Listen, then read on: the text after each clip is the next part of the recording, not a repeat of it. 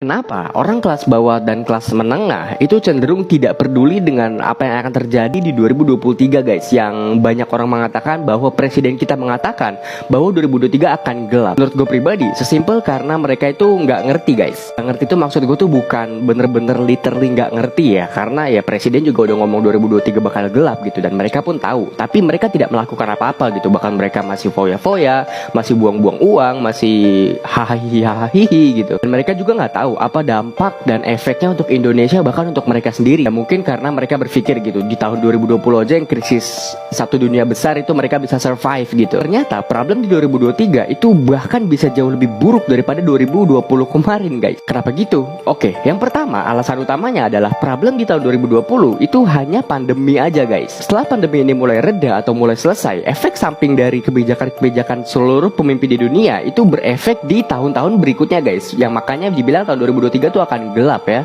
Oke, gue breakdown. Yang pertama, masalah pandemi sekarang itu belum 100% selesai guys. Masih ada. Saat pandemi itu berlangsung, seluruh dunia itu membatasi kegiatan masyarakat ya guys. Bahkan ada yang sampai lockdown. Yang dimana ketika lockdown itu terjadi, berarti tidak ada aktivitas di luar rumah. Tidak ada orang yang belanja, nggak ada orang yang nonton film, nggak ada orang yang shopping dan lain sebagainya. Ketika nggak ada orang yang belanja, itu tidak ada perputaran uang guys, yang membuat ekonomi stuck ya. Dan di tahun 2020 itu banyak banget orang yang pada kena PHK guys. Karena ya perusahaannya udah nggak bisa mencetak labanya menurun drastis karena orang nggak ada yang nge-spend uang gitu, nggak ada yang membelanjakan uang karena ada pembatasan. Dan untuk membantu masyarakat yang terkena PHK, bahkan seluruh masyarakat yang terdampak pandemi, itu pemerintah mencetak uang yang banyak guys. Bahkan pemerintah Amerika itu mencetak uang gila-gilaan ya. Tujuan dari pemerintah kenapa ngasih uang secara gratis kepada masyarakat itu adalah untuk supaya masyarakat tuh nge-spend uangnya lagi, supaya masyarakat tuh belanja lagi, supaya perekonomian ikut berputar guys. Tapi setelah gagasan itu muncul dan sudah dilakukan, ada efek sampingnya guys, inflasi.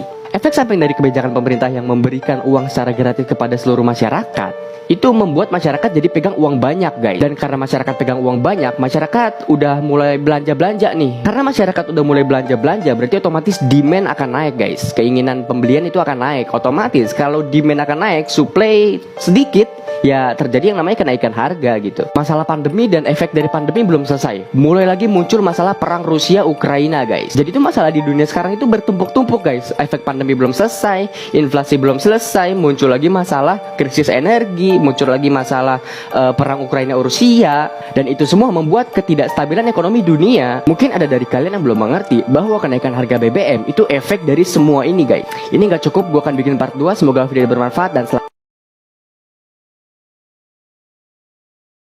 ini adalah part 2 dari video yang sebelumnya. Jadi, masalah yang akan datang di tahun 2023 itu mungkin tidak sama dengan apa yang terjadi di tahun 2020 guys. Mungkin dari beberapa kalian itu ada yang bilang gitu, kemarin gua ngomong katanya kita nggak akan tahu apa yang akan terjadi di tahun 2023. Jadi lakukan aja seperti biasanya. Yap, betul. Gue bilang lakukan seperti biasanya ketika kalian berinvestasi jangka panjang guys. Ingat, konteks di sini gue ngomongin adalah investasi ya, bukan habit atau bukan kegiatan foya-foya kalian yang harus seperti biasanya aja gitu. Dan video ini dan video yang kemarin itu adalah salah satu warning dari gua atau peringatan gitu, supaya kita juga nggak terlena dengan apa yang akan terjadi ini. Jangan karena kalian berpikir oh tahun 2023 kan kita kan nggak tahu apa yang akan terjadi, ya udah kita berserah aja sama Tuhan gitu. Nggak gitu guys. Kita juga sebagai manusia harus ada yang namanya persiapan guys. Bahkan ketika kita udah mempersiapkan itu dan hal buruk itu tidak terjadi, ya bagus gitu. Jadi kalau yang bisa kita lihat, problem di tahun 2023 itu banyak guys ya, bukan cuman masalah perang doang, bukan cuman masalah krisis energi doang gitu. Tapi juga masih ada masalah pandemi yang belum selesai, masalah inflasi juga yang belum selesai. Bahkan sekarang itu mulai bermunculan konflik-konflik di berbagai daerah guys, di berbagai negara gitu. Yang ini efek paling terparahnya adalah bisa memunculkan perang dunia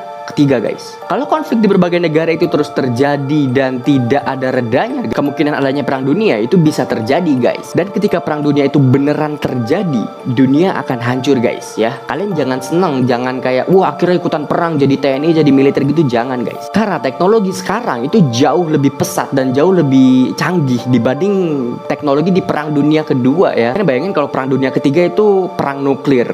Wah itu udah kacau banget guys. Dunia udah hancur ya. Kalau dunia udah hancur ya apalagi market gitu, udah pasti ya jadi abu guys. Mungkin itu bisa menjadi akhir dari dunia ya, alias kiamat.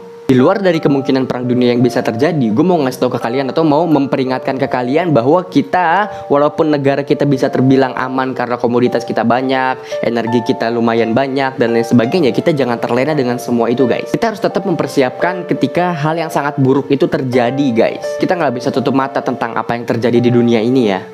Semoga kalian nangkap apa yang gue sampein dari part 1 sampai part 2 ini. Kalaupun masih ada pertanyaan, tulis saja di kolom komentar guys. Nanti sebisa mungkin gue akan jawabin ya.